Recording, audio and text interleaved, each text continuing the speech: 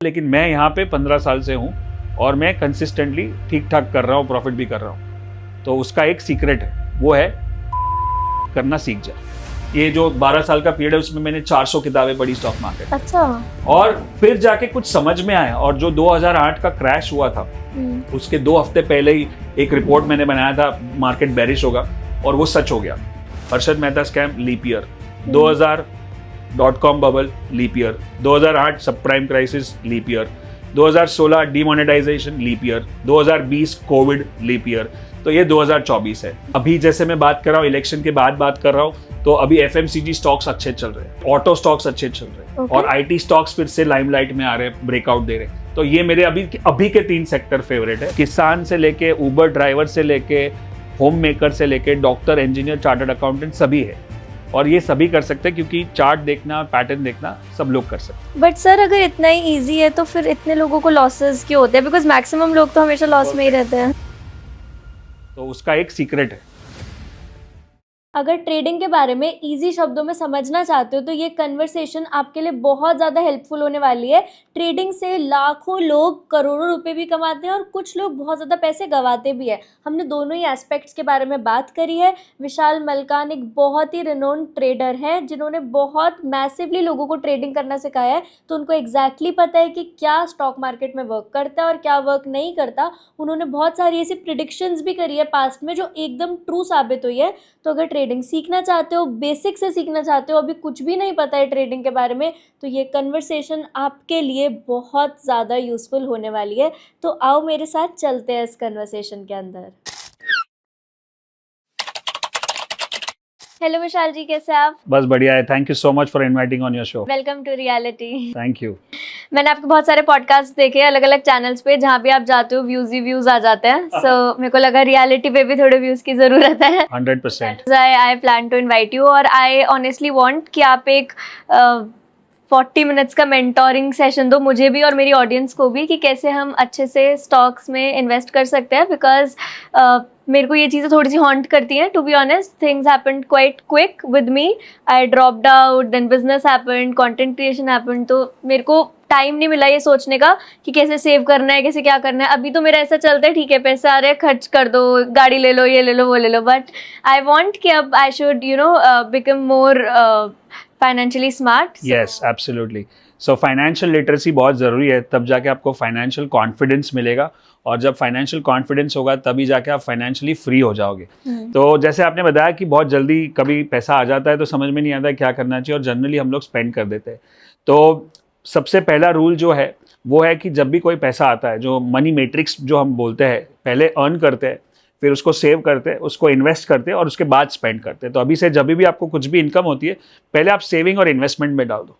Saving होता है जो आप बैंक में रखते हो, जहाँ पे फिक्स्ड रिटर्न मिलता है, और इन्वेस्टमेंट होता है जहाँ पे आपको वेरिएबल रिटर्न मिल सकता है, ज़्यादा रिटर्न मिल सकता है। अब ऐसा बोलते हैं कि जितना आपकी कम उम्र होती है उतना ज़्यादा आप इन्वेस्टमेंट में डालो और कम सेविंग में डालो, क्योंकि आप रिस्क टेकिंग एबिलिटी ज़्यादा है, राइट। तो आप स्टॉक मार्केट और म्यूचुअल फंड्स में डाल सकते हो, और भी इंस्ट्रूमेंट है जैसे होते हैं गोल्ड और रियल एस्टेट और वो। बट अगर देखा जाए तो इतने सालों का रिकॉर्ड है कि सबसे ज़्यादा जो रिटर्न हमको मिला है, अगर आप लॉन्ग टर्म करते हो, तो स्टॉक मार्केट में ही मिलता है। बट सबसे ज़्यादा बदनाम भी स्टॉक मार्केट है, क्योंकि लोगों की स्टोरी सुनते हैं, लॉस हो गया, इसका सारा पैसा चला गया, इसने ब्लंडर कर दिया, उसके वजह से हम डर जाते हैं, ये सट्टा है, गैम्बल है, स्पेकुलेशन है। अब किस चीज़ से डर लगता है? जिस चीज़ का नॉलेज नहीं होता है। एक बार मैं समझ लेता हूँ, सीख लेता हूँ, तो फिर मुझे उससे डर नहीं लगता है। तो स्टॉक मार्केट का जैसे बोलते हैं, इसको बोलते हैं ABC क्लास करके चलाते हैं आपकी और आपके ऑडियंस के लिए। तो सबसे पहले बात करते हैं कि स्टॉक मार्केट होता क्या है। हाँ, स्टॉक मार्केट होता है जहाँ पे बहुत सारी कंपनीज जो पैसा रेज करती है, जैसे आपने सब जो फेमस कंपनीज जैसे रिलायंस है, टाटाज है, सारी कंपनीज वहाँ पे लिस्टेड होती है। वहाँ पे हम उस कंपनी में अपना पैसा इन्वेस्ट कर सकते हैं। अगर आप कंपनी अच्छा करेगी काम तो स्टॉक प्राइस ऊपर जाएगा और हम भी पैसा कमाएंगे, प्रॉफिट।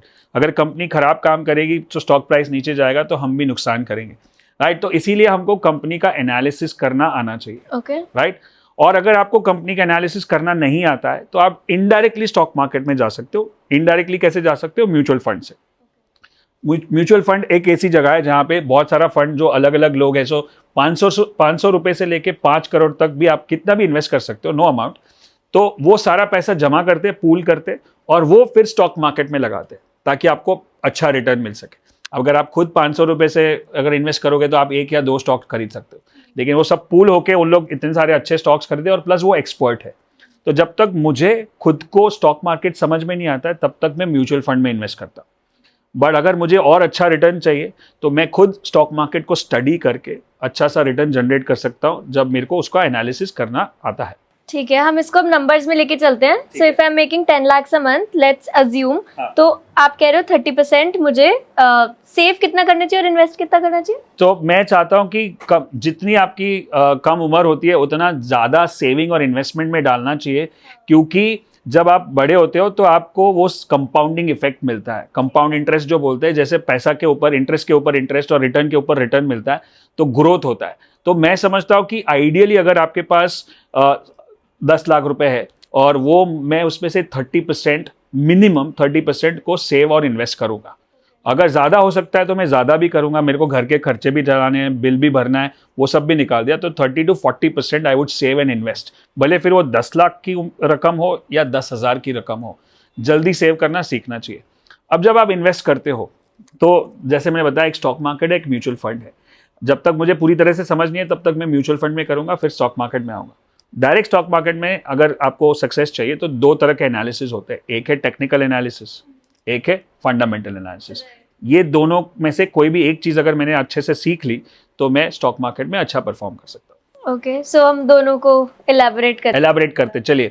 तो फंडामेंटल एनालिसिस होता है कि जब समझो फॉर एग्जांपल आप कोई भी एक कंपनी ले लो कि आज के तारीख में कोई एक कंपनी जो अच्छा कर रही है, XYZ कंपनी है, तो उसका मुझे फंडामेंटल जानना है कि कंपनी कैसा काम कर रही है, उनका सेल्स कैसा है, उनका प्रोडक्ट कैसा है, उनकी मैनेजमेंट कैसी है, उनके प्रमोटर्स कैसे हैं, उनका फ्यूचर का प्लान क्या है, उनका ग्लोबल एक्सपेंशन क्या है। और वो समझो अगर स्टील की कंपनी है या मेटल की कंपनी है या ऑटो की कंपनी है तो डॉलर प्राइस से भी कभी कभी फर्क पड़ता है, और ऑयल का प्राइस, तेल का भाव भी ऊपर नीचे होगा तो उससे भी फर्क पड़ता है।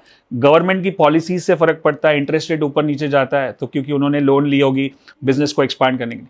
तो बहुत सारे फैक्टर्स होते हैं फंडामेंटल एनालिसिस में। अच्छा, अब ये जैसे आप सुन रहे हो, आपके मुंह पे ऐसा दिख रहा है कि बहुत डिफिकल्ट लग रहा है, राइट? तो ये एक्चुअली डिफिकल्ट है, और ये तब आप कर सकते हो जब आप फाइनेंशियली लिटरेट हो, फाइनेंस के बैकग्राउंड से हो, मतलब चार्टर्ड अकाउंटेंट, MBA फाइनेंस या ऐसा कोई CPA CFA प्रोग्राम कर रहे हो। बट अगर एक आम आदमी कर रहे हो जो फाइनेंस से रिलेटेड नहीं है, जैसे कोई होम मेकर है, कोई डॉक्टर इंजीनियर है, पढ़ा लिखा है लेकिन वो अकाउंट से वाकिफ नहीं है, अकाउंटिंग की दुनिया से वाकिफ नहीं है, तो उनके लिए दूसरा जो सिंपल रास्ता है वो है टेक्निकल एनालिसिस। जिसमें मैं भी वही प्रैक्टिस करता हूँ, और हमारे ट्रेनिंग इंस्टीट्यूट में भी 15 साल से जो हम ट्रेनिंग इंस्टीट्यूट चला रहे हैं, हम लोग टेक्निकल एनालिसिस सिखाते हैं। बाय द वे, मैं भी एक फाइनेंस MBA हूँ और मैं फंडामेंटल कर सकता हूँ, लेकिन मैं चाहता हूँ कि इसको और सिंपल बनाएं। ओके, ताकि टेक्निकल सिंपल है, इजी है और वो ऑब्जेक्टिव है। ऑब्जेक्टिव मतलब क्या कि ब्लैक एंड व्हाइट है, अगर ये होगा तो बाय, ये होगा तो सेल। फंडामेंटल में कुछ कुछ वेरिएबल हो सकता है, कोई बोलता है P रेशियो इतना होना चाहिए, कोई बोलता है इतना होना चाहिए, उसमें वो दो हर भी हो सकता है, पर्सन टू पर्सन डिपेंड करता है। हाँ, सब्जेक्टिव हो सकता है। तो टेक्निकल इज मोर ऑब्जेक्टिव, आप उसको ऑब्जेक्टिव बना सकते हो अगर आप उसको सिस्टमैटिकली स्टडी करो तो टेक्निकल बेसिकली क्या है, जब आपने ग्राफ देखे होंगे टीवी पे, न्यूज़पेपर में, जो चार्ट ऊपर जाता है नीचे जाता है, basically it's a study of graph और चार्ट्स। अच्छा, और चार्ट्स पे हमको क्या देखने को मिलता है, पैटर्न्स। ओके, पैटर्न्स मतलब जैसे अभी ये पीछे दीवार पे कुछ पैटर्न है, वॉल के एक ब्रिक के बाद एक ब्रिक, तो वो पैटर्न से हम प्रिडिक्ट कर सकते हैं कि आगे का क्या पैटर्न बनेगा, राइट? और वही हमको पैटर्न होता है अप ट्रेंड का, और वही पैटर्न होता है डाउन ट्रेंड का, और वही पैटर्न होता है साइडवेज ट्रेंड का। 3 ही ट्रेंड होते हैं मार्केट में, अप, डाउन और साइडवेज। ठीक है। अगर कंपनी अच्छा कर रही है तो अप ट्रेंड में होगी, अगर कंपनी खराब कर रही है तो नीचे डाउन ट्रेंड में होगी, और कंपनी अगर ठीक ठाक कर रही है, कुछ ज्यादा ऊपर नीचे नहीं हो रहा है, तो वो साइडवेज ट्रेंड में होगी। अब ये 3 ट्रेंड समझ में आ गया तो मुझे ये समझना है कि आगे मेरे को खरीदना है, बेचना है या कुछ नहीं करना है। अब काफ़ी लोग आर्ग्यू करते हैं कि भाई खाली चार्ट देखे कैसे ट्रेड कर सकते हो, आपको दुनिया की खबर होनी चाहिए, आपको न्यूज़ देखना चाहिए, आपको फंडामेंटल स्टडी करना चाहिए, आपको पॉलिटिक्स स्टडी करना चाहिए। तो मैं आपको एक सिंपल एग्जांपल देता हूँ जो मैं अपने प्रोग्राम्स में देता हूँ कि फॉर एग्जांपल आप समझो कोई हार्ट की बीमारी होती है, हार्ट में पेन होता है, चेस्ट में, तो आप डॉक्टर के पास जाओगे तो डॉक्टर बोलेगा ECG निकालो। ECG क्या होता है, इलेक्ट्रोकार्डियोग्राम, जो वो भी लाइंस जैसा दिखता है, राइट। तो डॉक्टर देखेगा लाइंस को और बताएगा कि भाई आपके हार्ट में सब कुछ बराबर है, आप जाके आराम करो। हाँ। या फिर कुछ प्रॉब्लम है तो आपको बाईपास या ये सर्जरी या वो सर्जरी करनी। अब समझो कि चैलेंज है, तो वो ये नहीं पूछेगा कि इसका कारण क्या है, और कारण ढूंढने में मतलब नहीं है, शायद ये हेरिडिटरी है, शायद ये स्लीप प्रॉब्लम है, शायद ये अल्कोहल प्रॉब्लम है, ड्रग्स प्रॉब्लम या स्ट्रेस का प्रॉब्लम है। कारण कुछ भी हो सकता है, लेकिन प्रॉब्लम है मतलब सर्जरी तो करना पड़ेगा। वैसे ही जब ट्रेंड ऊपर होता है तो मुझे पता है कि कंपनी में कुछ अच्छा काम हो रहा है, कंपनी में अच्छा हो रहा है या कंट्री में अच्छा हो रहा है, मैनेजमेंट लेवल पे हो रहा है, प्रोडक्ट लेवल पे हो रहा है, सर्विस लेवल पे हो रहा है, कॉम्पिटिटर लेवल पे हो रहा है, वो मुझे पता नहीं है, वो मुझे जानने की जरूरत नहीं है। मुझे क्या देखना है, पैटर्न ऊपर है तो मेरे को खरीदना है, पैटर्न नीचे है तो मुझे बेचना है, पैटर्न साइडवेज है तो मुझे कुछ नहीं करना। ये मतलब जब आप चार्ट देखते हो, actually are looking at the heart of the market, and that's why मैं बोलता हूँ कि ये कोई भी कर सकता है। हमारे जो स्टूडेंट्स हैं वो किसान से लेके ऊबर ड्राइवर से लेके होम मेकर से लेके डॉक्टर, इंजीनियर, चार्टर्ड अकाउंटेंट सभी है, और ये सभी कर सकते हैं क्योंकि चार्ट देखना, पैटर्न देखना सब लोग कर सकते हैं। बट सर अगर इतना ही इजी है तो फिर इतने लोगों को लॉसेस क्यों होते हैं? बिकॉज मैक्सिमम लोग तो हमेशा लॉस में ही रहते हैं। सो अभी आपने बहुत अच्छा सवाल पूछा, क्योंकि सबसे बड़ा जो डर लगता है मार्केट में वो है लॉस का। अरे मैंने खरीदा और नीचे चला गया तो, और मैंने बेचा और ऊपर चला गया तो ये लॉस का लेसन मैंने बहुत पहले सीख लिया था मेरे ज़िंदगी में। जब मैंने शुरुआत की थी, जो 16-17 साल के उम्र में मैं स्टॉक मार्केट जाता था, तो मेरा कॉलेज और स्टॉक मार्केट बहुत नज़दीक था। KC college 10 minute walking distance था। तो मैंने एक्चुअली मेरा ग्रेजुएशन में बोलता हूँ कि मैंने स्टॉक मार्केट से ही किया है। तो पहला साल मेरा खाली ऑब्जर्वेशन में गया था, 1997। तो मैं तब खाली देख रहा था लोग क्या कर रहे हैं। फिर दूसरे साल में मैं और कुछ छोटा मोटा ट्रेड करने की कोशिश कर रहा था, घर पे जगड़ बगड़ के छोटा सा अमाउंट लेके ट्रेड करने की कोशिश कर रहा था, बट वो सारा मेरा नुकसान हो गया। अब फिर वहाँ पे जहाँ पे मैं जाता था, एक अंकल थे मेरे, उनके साथ जाता था, और वहाँ पे बहुत भीड़ होती थी, 40-50 ट्रेडर एक ही ऑफिस में ट्रेड करते थे। वहाँ पे एक सीनियर अंकल थे, वो सबको एडवाइस देते थे। उन्होंने मुझे एक बार देखा और पूछा कि भाई क्या कर रहे हो, इतने उम्र में ये नहीं करना चाहिए। तो मैंने बोला मेरे को तो सीखना ही है, मेरे को कैसे भी करके ये करना है।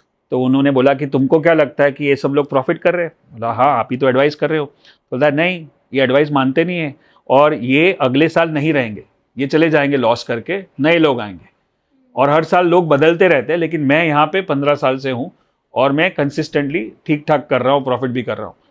तो उसका एक सीक्रेट है। वो बोलता है सीक्रेट जानना है तुझे? मुझे भी जानना है।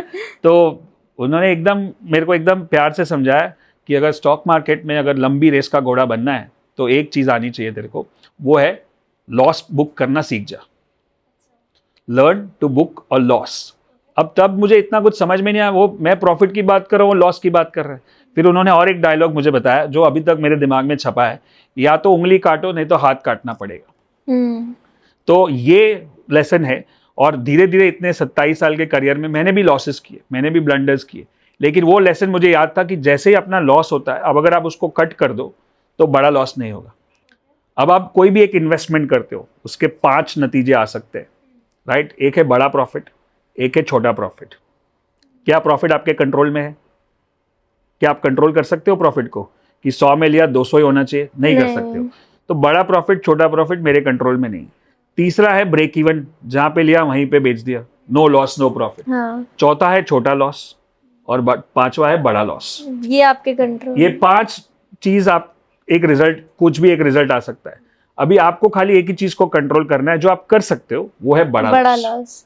छोटा लॉस चलेगा, ब्रेक इवन भी चलेगा, प्रॉफिट छोटा हो या बड़ा हो तो अपने हाथ में है ही नहीं। हमारे कंट्रोल में हमारा लॉस है, या बड़ा होगा या छोटा होगा। जब आप 100 में कुछ चीज खरीदते हो, अब वो 150 होएगी, उसका कोई गारंटी किसी का कंट्रोल नहीं। लेकिन अगर वो 90 हो जाए तो आपको 10 रुपए का लॉस हो रहा है। अगर 10 रुपए के लॉस पे आपने समझ लिया कि इससे ज्यादा मेरे को लॉस नहीं करना है, तो मैं अपना एग्जिट कर लेता हूँ, 90 में बेच देता हूँ, तो 10 रुपए का लॉस मैंने आराम से खा लिया।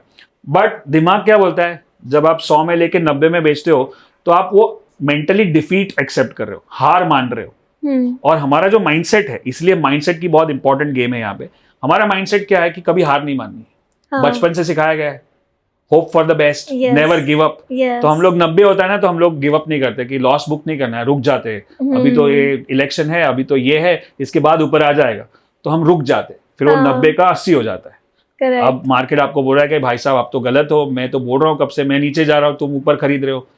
तो फिर भी आप मानते नहीं हो, आप एक्चुअली एवरेज करते हो, आप बोलो मैं और खरीद लेता हूँ। ये रिटेल पब्लिक जो यूजुअली करती है, और मैं भी कर चुका ये सब गलतियां।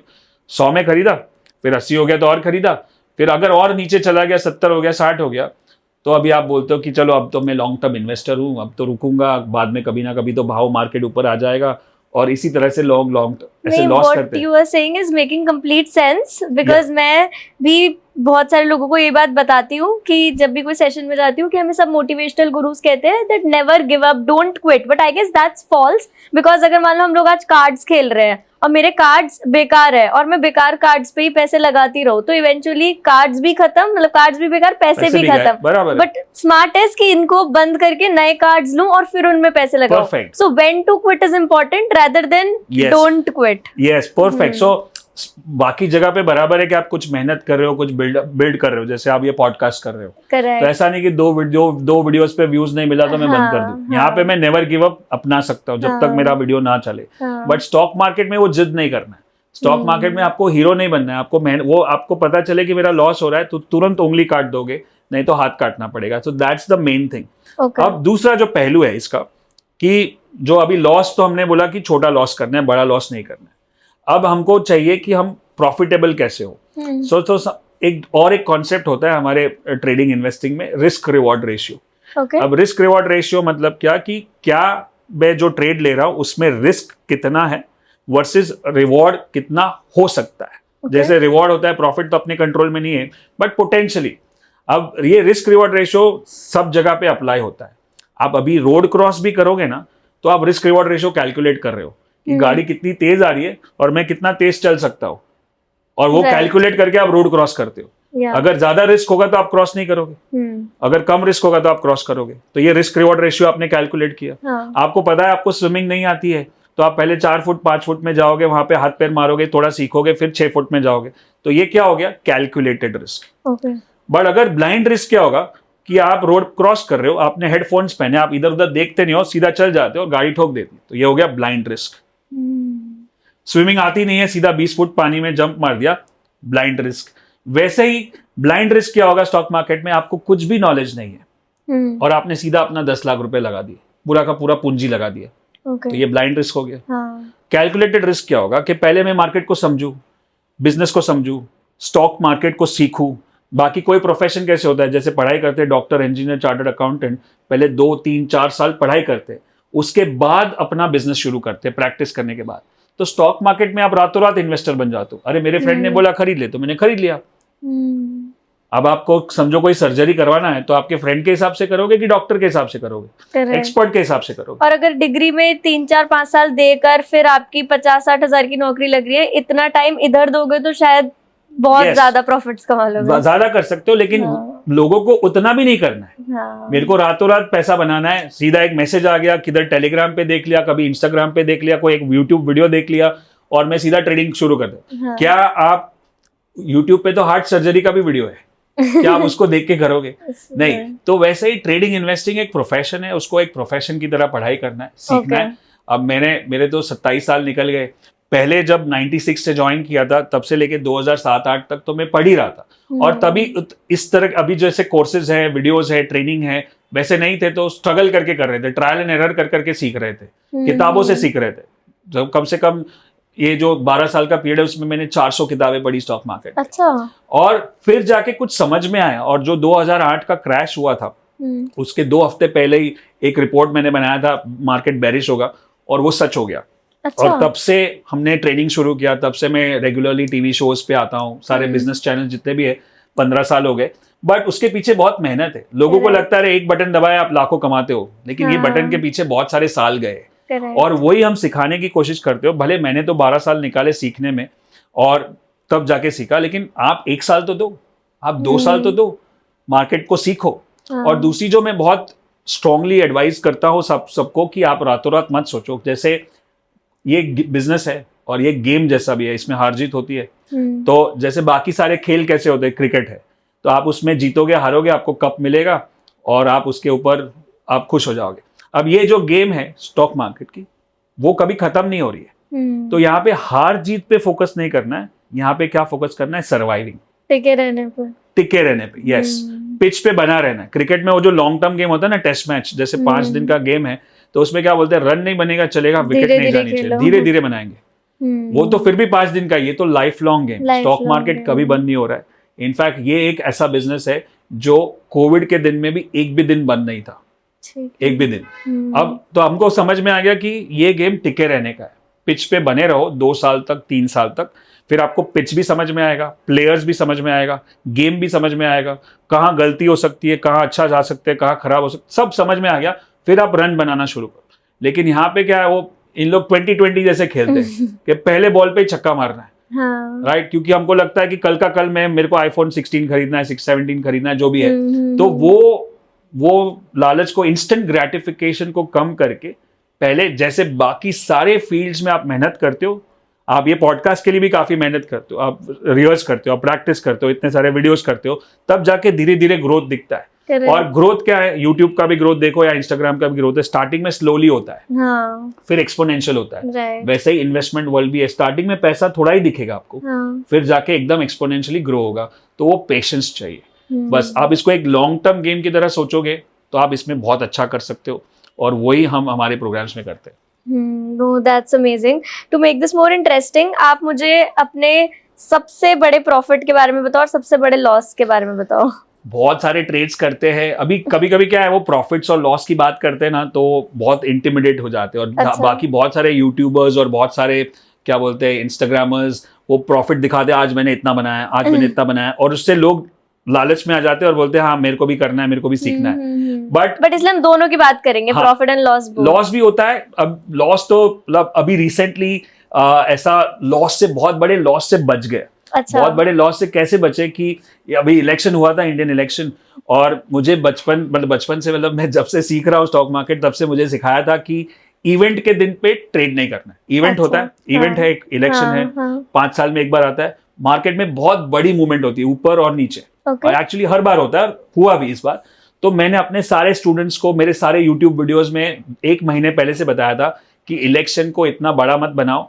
उसके पीछे ऐसा नहीं कि यही दिन कमाने का है, इस दिन आप शांत बैठो, 3 और 4 जून को कुछ भी मत करो। अच्छा। सब कुछ हो जाएगा, बाद में 5 जून से ट्रेड करो।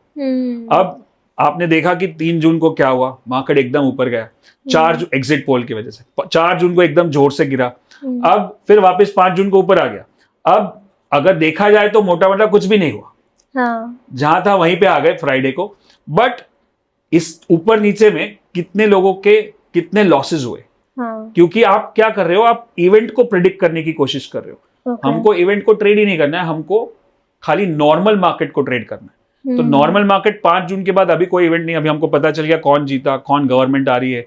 अब आप अपना रेगुलर जो हमारी टेक्निक्स होती है, जो सिस्टम्स होती है, ट्रेडिंग प्रोसेसेस होती है, उससे ट्रेड करेंगे तो आप अपना अच्छे से कंसिस्टेंट रिटर्न बना सकते हो। इसमें क्या, इवेंट में बड़ा प्रॉफिट भी हो सकता है, बड़ा लॉस भी हो सकता है, और अगर एक डिसीजन भी गलत हो गया तो लाखों का, हजारों का, करोड़ों का फर्क पड़ सकता है। सो विशाल जी, मोस्टली जिन लोगों को मैं जानती हूँ, they are into intraday trading, but मेरे पास इतना टाइम नहीं है कि मैं रोज सुबह बैठ जाऊं और करूं फॉर नाउ। बट मैं कैसे अच्छी ट्रेडर बन सकती हूँ? परफेक्ट। तो और किन किन टाइप्स की ट्रेडिंग है? यस, तो बहुत सारे लोग इंट्राडे ट्रेडिंग करते हैं, और ऐसा उसमें कुछ बुरा नहीं है। लेकिन मैं मानता हूँ कि इंट्राडे ट्रेडिंग करते हो तो आप फ्री नहीं हो सकते हो, आपको स्क्रीन के सामने ही होना चाहिए। और आप जैसे आप बिजी रहते हो, मैं भी बिजी रहता हूँ, मैं भी इंट्राडे ट्रेडिंग नहीं करता हूँ, ना ही मैं प्रमोट भी करता हूँ। क्योंकि उसमें क्या है, ज्यादातर इंट्राडे ट्रेडिंग जो लोग करते हैं, कुछ लोग प्रोफेशनली करते हैं, लेकिन ज्यादातर लोग क्यों करते हैं कि उससे किक मिलता है।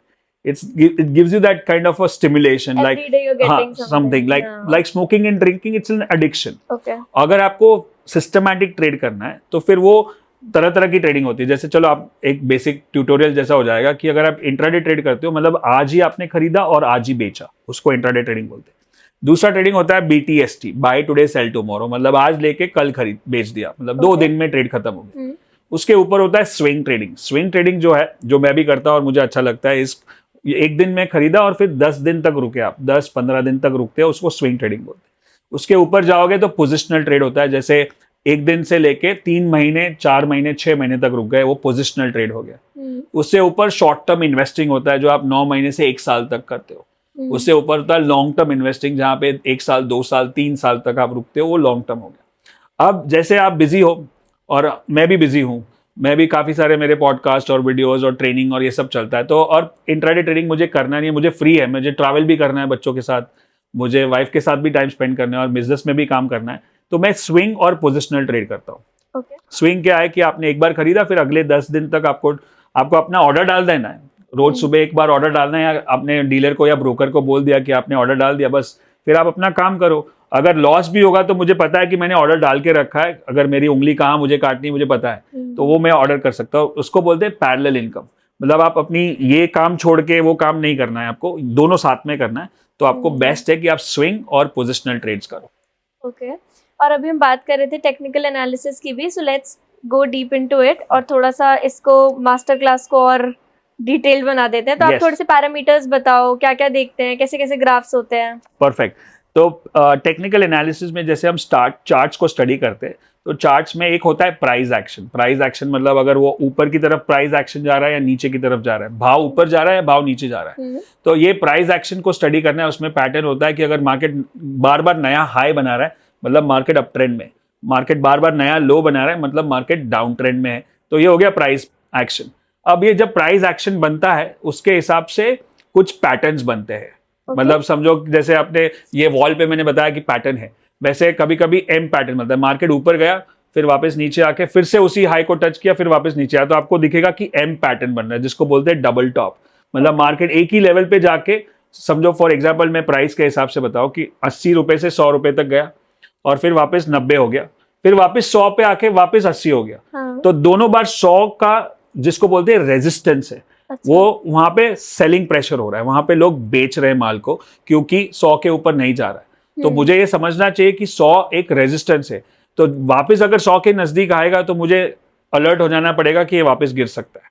अच्छा। क्योंकि पैटर्न रिपीट, और अगर इस बार वो प्रेशर को ब्रेक करके 100 के ऊपर निकल गया, उसका मतलब है कि वो ब्रेकआउट दे रहा है। मतलब अब मार्केट में कुछ नई इंफॉर्मेशन आई है जिसके वजह से ये स्टॉक बुलिश हो चुका है। सो जहां पे सेलिंग प्रेशर आ रहा था उसको ब्रेक करके 100 का 105 हो गया, मतलब ये अब और ऊपर जाएगा। तो this is called breakout trading. So ये हो गया सपोर्ट रेजिस्टेंस। जैसे रेजिस्टेंस है वैसे ही सपोर्ट भी होता है। बार बार मार्केट गिर के वहीं पे सपोर्ट ले रहा है, फिर से ऊपर आ रहा है, फिर से सपोर्ट ले रहा है, मतलब ये बहुत इंपॉर्टेंट बाइंग लेवल है। सब यहाँ पे लोग बाय कर रहे हैं, राइट। तो वहां पे मुझे खरीदने का मौका ढूंढना चाहिए और रेजिस्टेंस पे मुझे सेलिंग का मौका ढूंढना चाहिए। अगर रेजिस्टेंस क्रॉस हो जाता है मतलब ये और ऊपर जाएगा, और अगर सपोर्ट ब्रेक हो जाता है तो मतलब ये और नीचे जा सकता है। तो मुझे अपना लॉस बुक करके उंगली काट के बाहर रुकना चाहिए। सो ये सिंपल सपोर्ट रेजिस्टेंस होता है जो काफी पावरफुल है। अगर आप इसको भी अच्छे से समझ लो ना तो भी आप अच्छा ट्रेडिंग कर सकते हो। लोग क्या करते हैं कि बहुत सारी टूल्स और टेक्निक्स है, टेक्निकल एनालिसिस बहुत वास्ट सब्जेक्ट है। उसमें आपने सुना होगा बहुत सारे ऐसे टूल्स और इंडिकेटर्स होते हैं, तो और वो चक्कर में कभी कभी गोल गोल घूम जाते हैं। ऐसे रील्स आती रहती है मेरे फीड में, कैंडल है, रेड ग्रीन, ये सब। वो भी है। और वैसे बहुत सारे इंडिकेटर्स होते हैं जैसे RSI, स्टोकेस्टिक, MACD, हिस्टोग्राम, ये वो इतने कभी कभी नाम भी ऐसे कॉम्प्लिकेटेड हो जाते हैं, हम डर जाते हैं। बट आप सिंपल प्राइस एक्शन को देख के भी ट्रेड करोगे ना कि ये सपोर्ट है, ये रेजिस्टेंस है, आप इसके बीच में ट्रेड करना। अगर इसके ऊपर जाएगा तो बाय करेंगे, इसके नीचे जाएगा तो सेल करेंगे। इतना भी आपने एकदम अच्छे से समझ लिया तो भी आपके लिए काफी आसान हो जाता है। तो ये एकदम सिंपल है, आप सिंपल ही रखो तो अच्छा है, वो ही मेन चीज है। सो ये जो भी आप पैरामीटर सब बता रहे हो, ऐसा कौन सा एनालिसिस है जो आप सबसे ज्यादा फॉलो करते हो? मतलब हाँ, सो मेरा जो फेवरेट इंडिकेटर है, जो मैंने बताया कि मार्केट में कुछ 400-500 इंडिकेटर होंगे और उससे भी ज्यादा हो सकते हैं, अभी तो रोज कोई ना कोई नया इंडिकेटर आता है। मेरा जो फेवरेट है वो है RSI, उसको बोलते हैं रिलेटिव स्ट्रेंथ इंडेक्स। ये बहुत पुराना है और बहुत पॉपुलर भी है, बट इसकी जो स्टडी है वो अलग अलग हो सकती है। तो एक कन्वेंशनल, एक जो ट्रेडिशनल बोलते हैं ना, जो पुराने जमाने के जो स्टडी है वो ज्यादातर वो लोग वही फॉलो करते हैं, लेकिन मैं जो फॉलो करता हूँ थोड़ा सा अनकन्वेंशनल है। और वो बहुत सिंपल भी है। तो और मैंने भी ये बहुत धक्के खा के सीखा है, क्योंकि जब मैं पहले पुराना वाला यूज करता था तो मुझे भी बराबर से समझ में नहीं आता था, लॉस होता था। और मुझे लगता है कि ये इंडिकेटर में कमी है, कुछ और सीखना पड़ेगा, कुछ और सीखना पड़ेगा, कुछ और सीखना पड़ेगा। वैसे करके मैंने बहुत सारे इंडिकेटर सीख लिए और फिर मुझे और नुकसान होने लगा। फिर एक मौका मिला 2007 में, मेरे फेवरेट मैंने बताया ट्रेडर लैरी विलियम्स, वो इंडिया आए थे एक दिन के लिए, उनका प्रोग्राम था, तो वहाँ पे मैं गया था।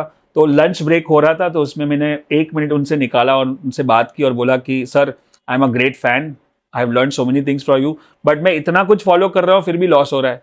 तो वो भी मुस्कुराने लगे और मुझे बोला कि आप भी वही गलती करो जो मैंने अपने करियर में की थी, वो है कि आप बहुत सारे इंडिकेटर फॉलो करो। अच्छा। तो उन्होंने बोला कि अगर तुमको सिलेक्ट करना है कौन सा कोई भी एक, तो क्या करोगे? तो मैंने देखा मेरे स्क्रीन पे सबसे पहले RSI दिख रहा था, तो मैंने बोला RSI। तो बोला बाकी सब निकाल दो और खाली RSI के बेसिस पे अगर आप ट्रेड करना चाहते हो, कर सकते हो कि नहीं। और RSI की जितनी भी इंफॉर्मेशन दुनिया में है, कितनी भी किताबें हैं, कोर्सेज है, वीडियोज है, जितने भी गुरु है, सबकी सब छान मारो और फिर उसमें मैस्ट्री लेके आओ। और फिर जो उन्होंने एक बात कही वो दिमाग में छप गई, जो मैं अपने हर एक प्रोग्राम में बोलता हूँ, वो है गो डीप नॉट ब्रॉड। मतलब कि कोई भी एक चीज को इतना मास्टर कर लो कि आप उसमें एकदम माहिर हो जाओ, ना कि बहुत सारी चीजें कर रहे हो और सब में थोड़ा थोड़ा इन्फॉर्मेशन है। राइट। अब मैं भी यूट्यूबर हूँ, मेरी भी चैनल है, तो मैं अपने खाली टेक्निकल एनालिसिस और RSI की बात करता हूँ। बात करने के लिए 50 और टॉपिक है, लेकिन मैं वो बात करूंगा तो बहुत फैल जाएगा। मतलब मैं वो मैस्ट्री नहीं है, वो इन्फॉर्मेशन हो गई। मैस्ट्री कब आती है? जब आप एक ही चीज को बार बार करते हो। और जैसे बोलते हैं हमारे टोनी रॉबिन्स जी, बोलते थे repetition is the mother of all मैस्ट्री। जितना आप रिपीट करते हो उतना वो मैस्ट्री लेवल तक जाता है। इसलिए मेरा 15 साल से खाली RSI पे ग्रिप है और उसी से long term trading, short term trading, medium term trading, उसी से हम अगर मेरे को इक्विटी में ट्रेड करना है या कमोडिटी में ट्रेड करना है या करेंसी में ट्रेड करना है, मैं एक ही टूल को यूज करता हूँ। And that's my advice to all the followers also कि आप बहुत सारा मत सीखो, खाली एक ही चीज को अच्छे से सीखो। ठीक है, अब मैं आपसे ना कुछ क्विक क्वेश्चंस पूछूंगी, so you can answer just in a few lines. So 3 things to always consider when trading. 3 things to always consider is, मैं बोलूंगा 3 things not to do. हाँ, Not to overtrade, okay, not to listen to tips and news and views, okay, and not to forget to put a stop loss. अच्छा, मतलब loss डाल पहले से समझ लेना चाहिए कि स्टॉप लॉस कहाँ रखना है, लॉस उंगली कहाँ काटना। ठीक है। 3 फेवरेट ट्रेडर्स आपके? 3 फेवरेट ट्रेडर्स जो मेरे हैं सब इंटरनेशनल है। अच्छा, उसमें Larry Williams, Alexander Elder okay. और डॉक्टर वैन था, जो अब नहीं रहे, बट वो मेरे फेवरेट ट्रेडर। आप इंडियन ट्रेडर्स को पसंद नहीं करते? नहीं, करता हूँ, बट वो जो मेरे फेवरेट थे वो राकेश झुनझुनवाला थी जो अब नहीं रहे, वो भी मेरे फेवरेट है। और उनके काफी वीडियोस जो है, इंटरव्यू वीडियोस जो पुराने हैं, वो मैं सुनता हूँ और मेरे स्टूडेंट्स को भी दिखाता हूँ। अच्छा, उनकी कोई बात जो आपको बहुत पसंद हो राकेश जी की? वो ही था कि कभी भी कोई भी ट्रेड को एवरेज नहीं करना, लूजिंग लॉस में एवरेज नहीं करना। मतलब अगर कोई चीज आपने 100 में खरीदी तो आप उसको 80 में नहीं खरीदोगे। अच्छा, आप 100 में खरीदोगे तो ऊपर 120 में खरीद सकते हो, क्योंकि आप प्रॉफिट में एवरेज कर रहे हो। लॉस में कभी एवरेज नहीं करना चाहिए। माइंडसेट वाइज कोई चीज उनकी जो आपको बहुत अडोर करती हो? माइंडसेट वाइज मुझे लगता है कि हमारा तो पूरा माइंडसेट का ही काम है। आपको पता है मेरी वाइफ मेघना Malkan, she is a mindset coach. तो हमारे प्रोग्राम में हम माइंडसेट पे ज्यादा काम करते हैं, और ट्रेडिंग तो स्ट्रैटेजी तो मेरे यूट्यूब पे भी फ्री में मैं सिखा देता हूँ। लेकिन जब तक आपकी बिलीफ सिस्टम है, क्योंकि हमको बचपन से जो बिलीफ सिस्टम है अबाउट मनी इज व्हाट, कि पैसा बहुत मेहनत करने के बाद आता है, पैसा कमाना आसान नहीं है, आपको एक डिग्री चाहिए तो ही आप पैसा कर सकते हो। अगर आप मेहनत करके पैसा कमाते तो सही है, मेहनत करके नहीं करोगे तो वो गलत पैसा है। तो ये जब माइंडसेट हो जाता है, और स्टॉक मार्केट गैम्बल है, स्पेकुलेशन है, ये जो बिलीफ सिस्टम है जो बोलते हैं प्री कंसीव्ड नोशन, उसको जब तक आप बदलोगे नहीं तब तक आप नहीं सीखोगे। यहाँ पे भी मेहनत बहुत है।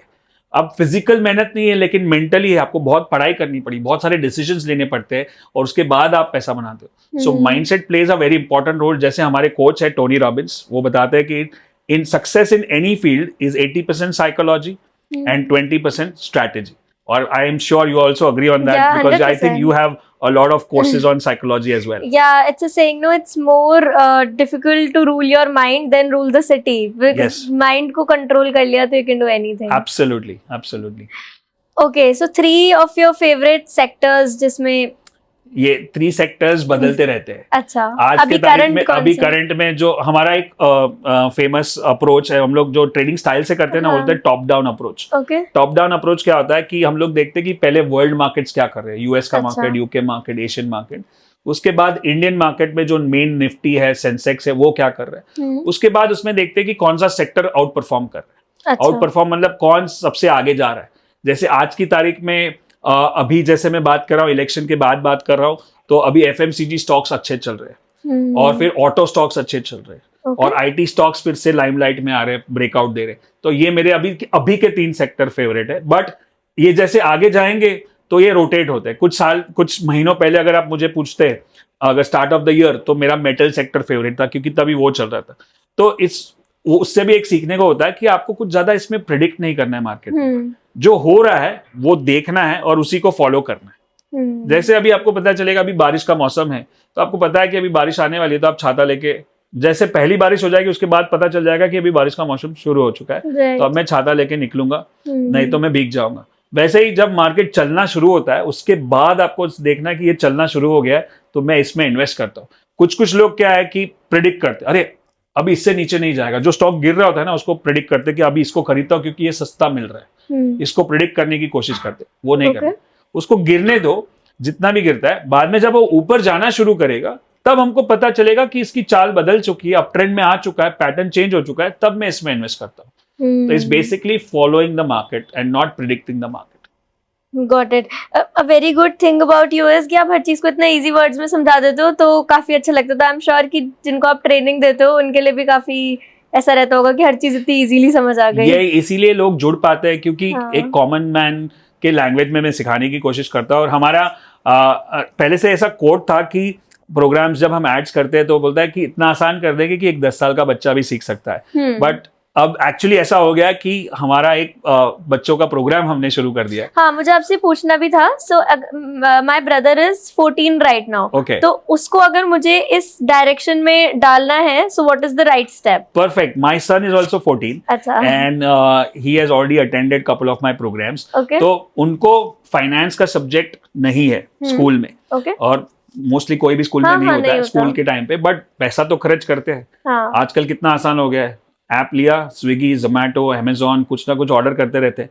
और पहले के टाइम में क्या था, जब हम छोटे थे ना तो पैसा ऐसे जेब में से निकालते थे हार्ड कैश, तो चुपता था। अच्छा, राइट, कि दे रहा हूं पैसा, मेरा कुछ पैसा जा रहा है। अभी क्या बटन दबा दिया, कट गया जीपे से, इधर से, तो वो फील नहीं आता है। तो उनको पैसों की शायद वैल्यू नहीं है इसीलिए, और वो बाद में जाके बहुत लेट समझ में आया, कुछ गलतियां करे, उससे अच्छा अभी से फाइनेंस एजुकेशन होना चाहिए। इसलिए मेरा खुद का ये पैशन था कि मैं अपने बच्चों को सिखाऊं, और बच्चों को सिखाने के चक्कर में हमने एक पूरा प्रोग्राम लॉन्च किया called super teens. Super teens एक हमारा नया ब्रांड है जहां पे हम टीनेजर्स को between the age of 12 to 18 उनको पर्सनल फाइनेंस के बारे में सिखाते हैं। उनको ट्रेडिंग इन्वेस्टिंग नहीं करना है, उनको पैसे की वैल्यू समझना है कि पैसा बनता कैसे है, पैसे को सेव कैसे करना चाहिए, इन्वेस्ट कहाँ करना चाहिए, सिंपल इंटरेस्ट, कंपाउंड इंटरेस्ट क्या होता है, म्यूचुअल फंड क्या होता है, स्टॉक मार्केट क्या होता है, रियल एस्टेट क्या होता है। और उसके साथ साथ ये जो होता है, पैसा तो एक हो गया, और जैसे हमारे सारे प्रोग्राम्स में हम ट्राई करते हैं कि एक 360 होलिस्टिक एजुकेशन दे। तो खाली फाइनेंस नहीं, उसमें हम 7 हैबिट्स, आपको पता होगा 7 हैबिट्स ऑफ इफेक्टिव पीपल करके एक बुक है बाय स्टीफन कवे, और उनके बेटे हैं शॉन कवे, और जो अब इंडिया आए थे लास्ट ईयर, तो उनसे बात करके हमने उनका जो पूरा कंटेंट है 7 हैबिट्स का, उसके पूरे राइट्स हमने ले लिए इंडिया में सिखाने के। तो वो 7 हैबिट्स हम अपने बड़ों के प्रोग्राम में भी और बच्चों के प्रोग्राम में भी सिखाते हैं। आई थिंक वो जो 7 हैबिट्स अगर आप बचपन से सीख जाओ तो आपका जो फाउंडेशन है वो बहुत स्ट्रांग हो जाएगा। क्योंकि आजकल की जनरेशन में बहुत सारा प्रॉब्लम क्या है, distraction, social media, right, drug abuse and porn and sex and all that. तो ये सबसे बचने के लिए आपकी अंदर का जो वैल्यू सिस्टम है, अगर वो बहुत स्ट्रांग हो जाए तो फिर आप किधर भी ललचाओगे नहीं। और सबसे तीसरा जो सबसे इंपॉर्टेंट पहलू है, वो हम हमारे सारे कोर्सेज में करते हैं, मेडिटेशन करवाते हैं, स्पिरिचुअल एंगल पे जाते हैं, अंदर से भी आप शांत हो जाओ। क्योंकि फाइनेंस मार्केट क्या है कि यहाँ पे बहुत सारे डिसीजंस लेने पड़ते हैं और बहुत फास्ट लेने पड़ते हैं। अगर आप थोड़ा भी गलती कर दोगे तो आप लाखों का, हजारों का नुकसान हो सकता है। और उसको माइंड को स्थिर रखने के लिए मेडिटेशन करना जरूरी है। तो पहले तो हम खुद ही मेडिटेशन करवाते थे, लेकिन अभी हमने आर्ट ऑफ लिविंग के साथ टाई अप कर दिया है। श्री रविशंकर जी का जो foundation, art of living 2 weeks back. Oh, you already a student of Art of Living. Yeah. Happiness program होता है ना उनका, वो हैप्पीनेस कोर्स हम हमारे बड़ों का जो प्रोग्राम है, ABCT एनीबडी कैन ट्रेड, उसमें हमने क्लब कर दिया है। तो 3 दिन का आप ABCT करोगे और 3 दिन का हैप्पीनेस कोर्स करोगे, जहाँ पे आप सुदर्शन क्रिया और प्राणायाम सीखोगे। So I also learned Sudarshan क्रिया, and तब से जब से मैं वहां से आई हूँ, I am practicing it daily. And it's really good. Even ये उनका क्रिएटर प्रोग्राम था, so हम लाइव गुरुजी से क्वेश्चन भी पूछ सकते थे। हमने गुरुजी से बहुत 2-3 बार पॉडकास्ट भी किया है, और उनके आशीर्वाद से हमने हैप्पीनेस कोर्स हमारे कम से कम 12,000 स्टूडेंट को करवाया है लास्ट 2 साल में। और हमने कंपलसरी कर दिया कि अगर आप ABCD करोगे तो आपको हैप्पीनेस कोर्स करना है, अगर आप हमारा एडवांस कोर्स करोगे तो उनके एडवांस कोर्स जो है मेडिटेशन कोर्स, साइलेंस कोर्स, वो भी हमने उसमें इंक्लूड कर दिया। No, it's very important. Yes, so spiritual angle हो गया, हाँ, आपकी हैबिट्स हो गई और आपकी फाइनेंस हो गई। ये तीनों चीज हम बच्चों को भी सिखाते हैं, उनके लिए भी जो आर्ट ऑफ लिविंग का जो बच्चों का कोर्स है वो भी हमने इंक्लूड कर दिया। अच्छा। तो ये जो प्रोग्राम है सुपर टीन्स, और उसके अंदर जो प्रोग्राम का नाम है is called start early finish rich. जब आप जल्दी शुरू करोगे तो अमीर बनोगे, और पहले से सेविंग और इन्वेस्टिंग की हैबिट डालनी चाहिए। So this is one thing which your brother should do when the next program is happening. That's quite insightful. So विशाल जी, एक और बात बताइए मुझे, एस्ट्रोलॉजी का कितना रोल है? ये बहुत कंट्रोवर्शियल हो जाता है। जब भी मैंने लास्ट कुछ पॉडकास्ट में बात की थी इसके बारे में तो काफी लोग ट्रोल भी करते थे, बट मुझे लगता है कि बहुत बड़ा रोल है। अब ये अगर आप मेरे कुछ भी वीडियोस देखोगे ना तो लास्ट 6 महीने से मैंने बताया था कि 2024 और 2024 अगर आप देखो, थोड़ा एस्ट्रोलॉजी थोड़ा न्यूमरोलॉजी उसके हिसाब से, कि एक लीप ईयर है। अच्छा। लीप ईयर सिंपल है, जो फरवरी में 29 डेज होते हैं उसको लीप ईयर बोलते हैं। तो लीप ईयर का पैटर्न है हमारा काम। मैं एस्ट्रोलॉजी न्यूमरोलॉजी बिलीव करूं ना करूं, मैं पैटर्न को तो बिलीव करता हूं। पैटर्न क्या है कि 1992 Harshad Mehta scam leap year, 2000.com bubble leap year, 2008 sub prime crisis leap year, 2016 demonetization leap year, 2020 Covid leap year, तो ये 2024 है। तो इसके वजह से मार्केट में उछाल पटक ज्यादा होने वाला है। ये मैं जनवरी से बता रहा हूं और वो आपने देखा अभी तक बहुत उछा पटक हो चुके हैं। दूसरा है, ये साल ऐसा है जहां पे इंडियन इलेक्शन और US इलेक्शन एक ही साल में है। ऐसा रेयर कॉम्बिनेशन है, तो उसके वजह से ऑलरेडी इंडियन इलेक्शन की वजह से ऊपर नीचे हो चुका है, अब US इलेक्शन भी आएगा। और तीसरा है नंबर 8, जो शनि का नंबर होता है, 2024 कम्स टू 8, तो वो भी एक कारण है। तो ये चारों का कॉम्बिनेशन बहुत डेडली है, इसलिए मैं अपने ट्रेडर्स को, अपने स्टूडेंट को पहले से बता रहा हूं कि ये साल आपको अपनी विकेट बचा के रखनी है, टिके रहना है। आप रन नहीं बनाओगे चलेगा, वॉलेटिलिटी ज्यादा रहेगी जैसे है, बट आप सोच समझ के बैटिंग करो, ट्रेड करो। 2023 वॉज वेरी स्मूथ, मार्केट एकदम क्लियरली ऊपर जा रहा था, बहुत लोग पैसा बना रहे थे, लेकिन 2024 ऐसा नहीं होगा।